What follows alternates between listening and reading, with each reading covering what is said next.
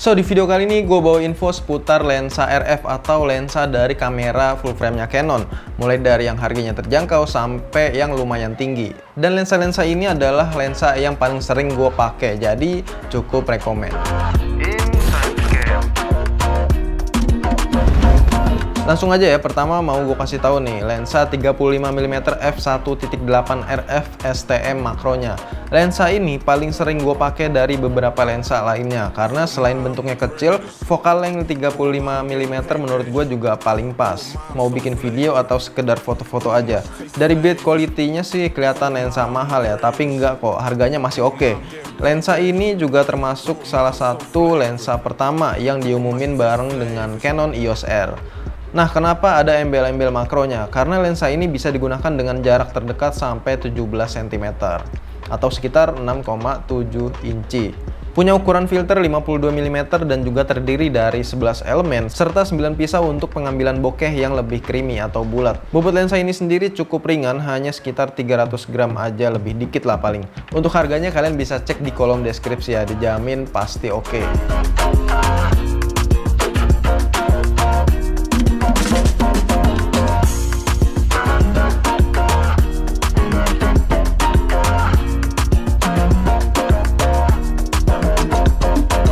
Lensa kedua ada Canon RF 2405 f4IS STM.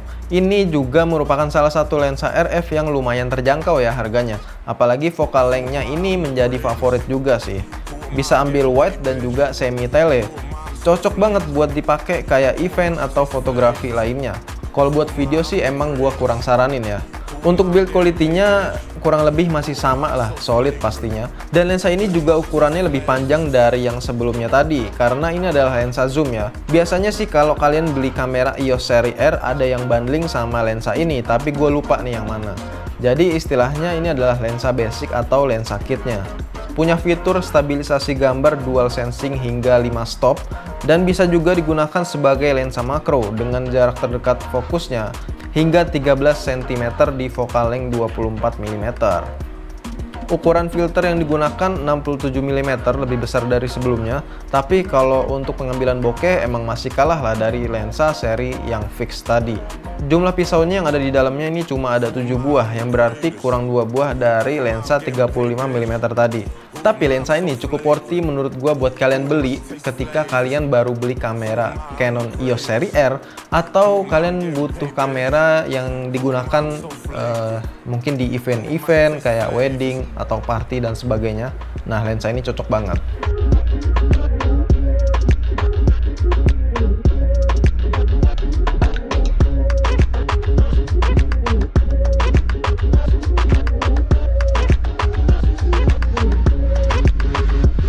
Lanjut ke lensa idaman yang ketiga nih. Tingkatnya ini sedikit agak naik dari sebelumnya. Ini bisa dibilang adalah lensa wide dengan focal length 1535mm f2.8 IS USM. Ini bisa dibilang adalah lensa wide dengan focal length 1535mm f2.8 IS USM. Dan yang menjadi ciri khas ada gelang merah di bagian ujungnya sini nih.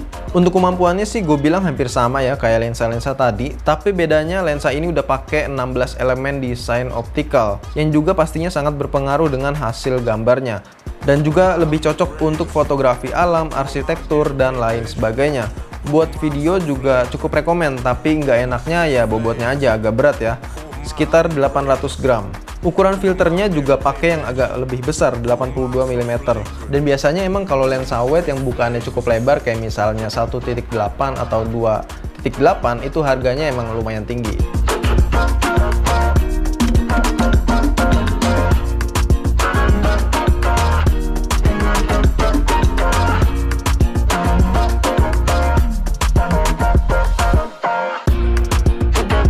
Lensa keempat ini juga rekomen buat fotografi sih, dan gua pakai lensa ini cuma kalau pas hunting foto pemandangan aja ya.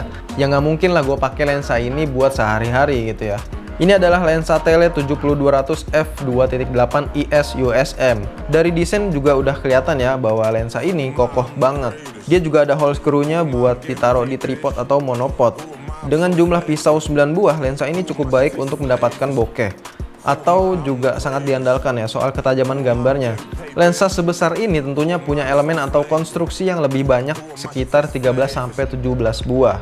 Drive sistemnya ini juga udah 2 kali nano USM, dan gua sangat suka motret pemandangan yang jaraknya cukup jauh menggunakan lensa ini. Atau bisa juga kalau kalian pengen pakai buat fotografi wildlife ataupun kayak sport di lapangan sepak bola, nah itu cocok banget. Tapi kalau buat video, tentu tidak ya, karena kalian bayangin aja buat video pakai lensa ini. Ya bisa aja sih kalau kalian mau. Kalau untuk harga sih hampir sama ya kayak lensa sebelumnya tadi.